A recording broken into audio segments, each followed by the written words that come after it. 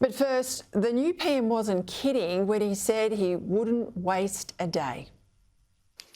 I want to remind you that you shouldn't waste a day in government. We don't intend to. This is a government that's not wasting a minute when it comes to changing the country, even though Anthony Albanese was at pains during the election campaign to stress that he was safe change and give the impression that all he really wanted to do was change the bloke at the top. Now, sadly, plenty of voters fell for it. And once sworn in, Labor have moved fast to start and cement their culture war agenda. There's already an Assistant Minister for the Republic, just as we've been celebrating the much-loved Queen's Platinum Jubilee. There's a new First Nations slant to our diplomacy. And there's going to be a referendum on a constitutionally entrenched voice, Indigenous voice, to the Parliament. Even the energy crisis brought on by a decade of emissions obsessions and a shortage of gas because green activists won't let more gas be developed. Well, all that is supposedly, says the Prime Minister, going to be solved by even more renewable energy, supported by a web of new transmission lines. One of the first steps we will take is to rewire our energy grid so that we can integrate more renewables into our power system. It will ensure that renewables are some 82% of the national energy market by 2030. Even though, as Judith Sloan pointed out here on the program last night, these new transmission lines will only be needed for 20% of the time on average at massive taxpayer costs because the sun doesn't always shine and the wind doesn't always blow. For all the new PM's folksiness, there's a highly ideological government. He's determined to change our institutions and to make the thinking about our country even more politically correct. It's funny, isn't it, that when Labor moves further to the left, it gets cheered on as progressive. But even when they're barely sitting inside the right, the Liberals are accused of having moved to the hard right, even by some of their own, like New South Wales Treasurer Matt Kean. Now, hard right? You tell me a single Conservative thing, let alone a hard right measure, that the former government implemented. Its single strongest initiative, the AUKUS deal to get nuclear submarines, well, that was so right-wing that almost immediately, if half-heartedly, it was backed by Labor. The so-called Conservative side of politics duly signed up to net zero, gave all the Labor premiers a huge platform via National Cabinet, racked up record debt and deficit during the pandemic, and went along with the biggest restrictions ever on the liberty and freedom of Australians. And you call that the hard right? Come on.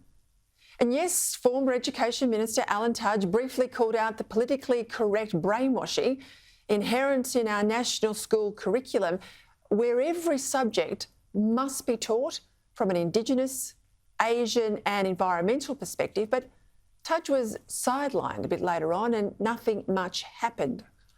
The former PM ruled out nuclear power on land and ruled out sensible workplace relations reform because he wasn't prepared to argue for anything.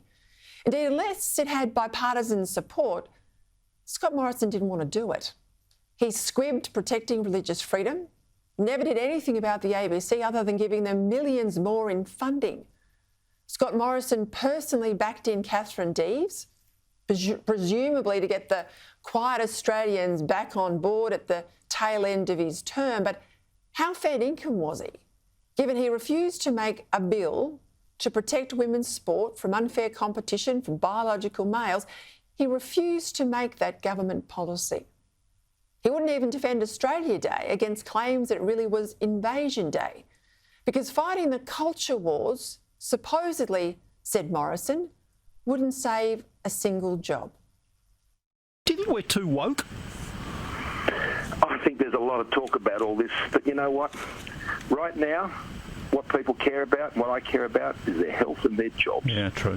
And I'm just focused on that. And if people want to talk about woke and if they're woke enough or not woke enough or they're too woke or, you know, who cares? I just want people in jobs and I want them healthy. I want to get the vaccine rolled out there. That's what I want to do. And everyone else can talk about who's woke and who's not. Right, you vacated the field, Prime Minister, former Prime Minister. He didn't save your job either. Let that be their lesson to Liberals. What the Liberals generally, and the former Prime Minister especially, fail to understand is that ideas drive policy and that attitudes drive votes. And if you don't fight for the things you believe in, people stop believing in them, and your supporters stop believing in you.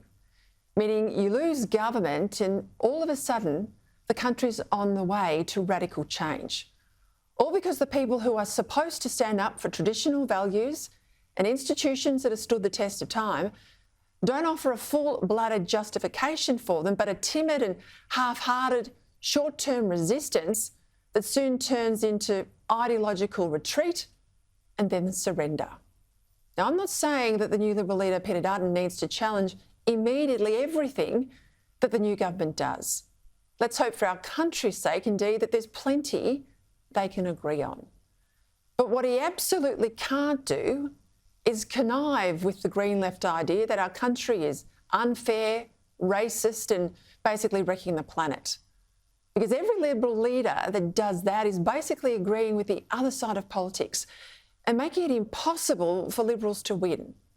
I mean, just look at how weak and demoralised most of our state Liberal oppositions are around the country.